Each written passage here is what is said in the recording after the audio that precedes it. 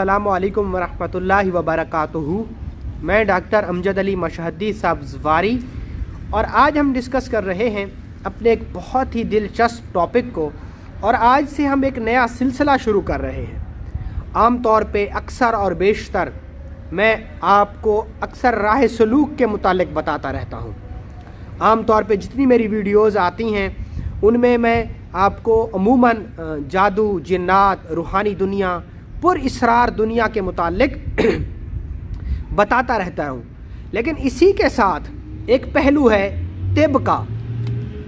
आज से हम अपना एक नया सफ़र शुरू कर रहे हैं तिब का, कि तिब क्या है, तिब की पैदाइश कैसे हुई, लोग बुत परस्ती के दौर में कैसे इलाज व मुआलजा किया करते थे, या दौरे जहालियत में लोग अपना इलाज व मुआलजा कैसे किया करते थे।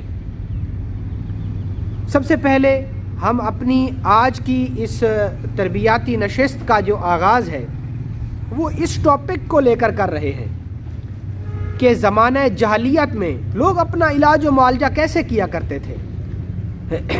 जब बुत परस्ती का दौर था तो उस दौर में लोग अपने इलाज व मुआलजे को कैसे किया करते थे। आखिर ऐसा तो नहीं है कि रातों रात किसी को ख्वाब आया हो कि फ़लाँ जड़ी बूटी में इस बीमारी की शिफा है, फ़लाँ जड़ी बूटी में इस बीमारी की शिफा है। ऐसे तो नहीं हो सकता। कैसे ये एक पूरा मुनज़्ज़म और तरतीब के साथ एक निज़ाम वजूद में आया और लोग इलाज व मुआलजे की तरफ वाकिफ़ हुए, लोग इलाज व मुआलजे की तरफ राग़िब हुए। तो सबसे पहले मैं यहाँ पर आपको बताता चलूँ कि जब हज़रत आदम अलैहिस्सलाम, जब जनाबे आदम अलैहिस्सलाम ने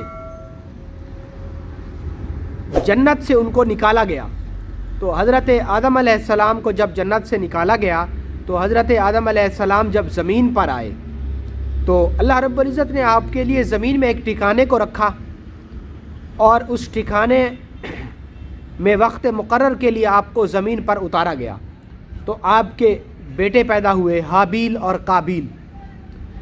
इन दोनों के दरमियान जब लड़ाई शुरू हुई एक बहन के रिश्ते को लेकर, इन दोनों के दरमियान जब लड़ाई शुरू हुई तो उस लड़ाई को हल करने के लिए उन दोनों भाइयों में आपस में ये इत्तफाक हुआ कि हम दोनों भाई अल्लाह की राह में अपनी अपनी कुर्बानी करते हैं और जिसकी कुर्बानी को शर्फ़ कबूलियत हासिल होगा, जिसकी कुर्बानी कबूल होगी तो उसका निकाह इस औरत से होगा, यानी उनकी उस बेटी से, हज़रत आदम अलैहिस्सलाम की उस बेटी से होगा। तो अब उन्होंने क्या किया? अब उन्होंने ऐसा किया कि उस दौर के अंदर कुर्बानी करने की जो रस्म थी, कुर्बानी करने का जो दीनी मुरव्वजा तरीका था वो ये था कि कोई भी शख्स जो जिस चीज़ की कुर्बानी करना चाहता था, उस दौर में ज़रूरी नहीं था कि कुर्बानी सिर्फ़ और सिर्फ जानवरों की ही हो। उस दौर में कुर्बानी अनाज की भी होती थी, उस दौर में कुर्बानी ज़र और माल की भी होती थी। तो लिहाजा दोनों भाइयों ने अपने अपने माल को जमा किया और अपने अपने माल को जमा करने के बाद ऊंचे पहाड़ों के ऊपर रख दिया। जब उन्होंने अपनी अपनी कुर्बानी का हिस्सा ऊंची जगहों पर रखा तो उन दिनों में तरीक़ाकार ये होता था कि जिस भी शख्स की कुर्बानी कबूल की जाती तो आसमान से एक आग बरसती और वो आग सीधी उसी चीज़ पर आकर गिरती, उस कुर्बान करने वाली चीज़ के ऊपर, और यूँ समझा जाता कि इस शख्स की कुर्बानी को अल्लाह ने कबूल फरमा लिया।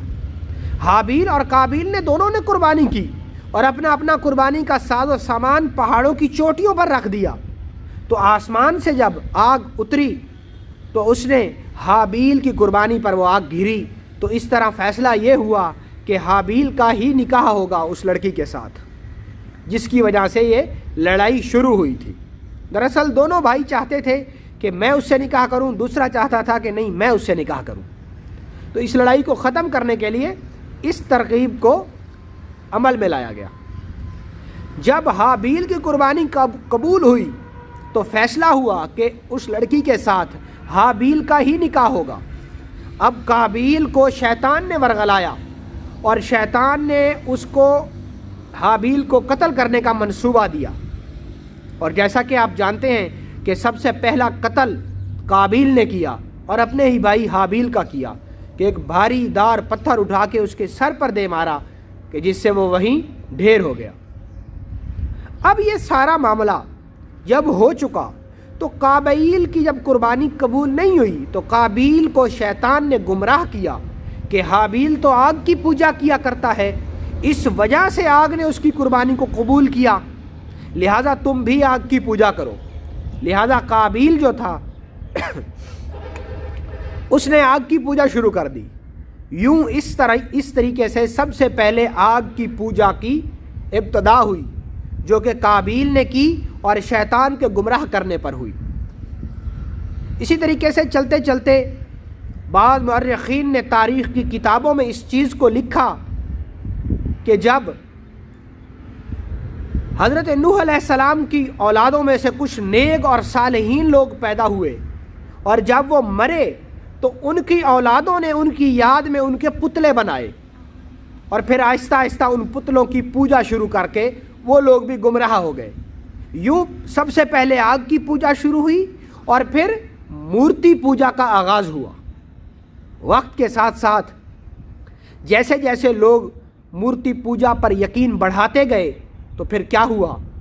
یہ ہوا کہ ان لوگوں نے زندگی سے لے کر موت تک کے درمیان کے یہ جتنے دنیاوی امور ہیں ان کو طے کرنے کے لیے انہوں نے مختلف دیوی دیوتا مختص کر دیے۔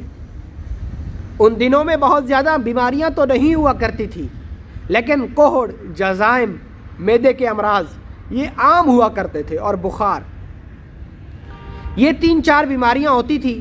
اور ہر بیماری کو دور کرنے کے لیے مثال کے طور پہ ان دنوں میں سب سے بڑا مرض جو تھا وہ قحط تھا، قحط سالی، خشک سالی۔ تو اس کو ختم کرنے کے لیے وہ لوگ کیا کرتے تھے کہ انہوں نے قحط سے بچنے کے لیے ایک دیوی بنا رکھی تھی جس کی وہ پوجا کیا کرتے تھے۔ بت پرستی کے دور میں، زمانہ جہلیت کے دور میں لوگ بتوں کو مختص کر دیا کرتے تھے مختلف امراض سے شفا یابی کے لیے، یعنی ایک دیوی بخار کی ہو گئی، ایک دیوی کوہڑ کی ہوگی، ایک دیوی طاعون کی ہوگی کہ اگر آپ کو طاعون ہے تو آپ اس دیوی کی پوجا کریں تو آپ کا طاعون ختم ہو جائے گا۔ بت پرستی کے دور میں جو علاج و معالجہ تھا وہ بت پرستی ہی تھی، یہ وہ پہلا میتھڈ آف ٹریٹمنٹ تھا جو اولاد آدم نے اس کا انتخاب کیا کہ وہ لوگ جس بھی بیماری سے بچنا چاہتے اسی کے لیے قربانیاں دیا کرتے اور اسی کی پوجا اور آرادھنا کرتے۔ تو ان لوگوں کا یہ عقیدہ تھا کہ اگر ہم ایسا کریں گے تو اللہ ہماری یہ بیماری ختم کر دے گا، معاذ اللہ، اللہ تو نہیں، سامنے والے دیوی دیوتا کو۔ تو یہ وہ پہلا طریقہ علاج تھا کہ بتوں کو مختص کیا جاتا تھا مختلف بیماریوں کے لیے۔ انشاءاللہ العزیز ہم اپنی اگلی نئی نشست میں پڑھیں گے کہ بت پرستی کے دور میں تو یہ طریقہ علاج تھا، اس کے علاوہ بت پرستی کے دور کے بعد، پتھر کے زمانے کے بعد لوگ کیسے جڑی بوٹیوں کی طرف آئے اور جڑی بوٹیوں کی دریافت بطور علاج کیسے ہوئی۔ بہت شکریہ، السلام علیکم۔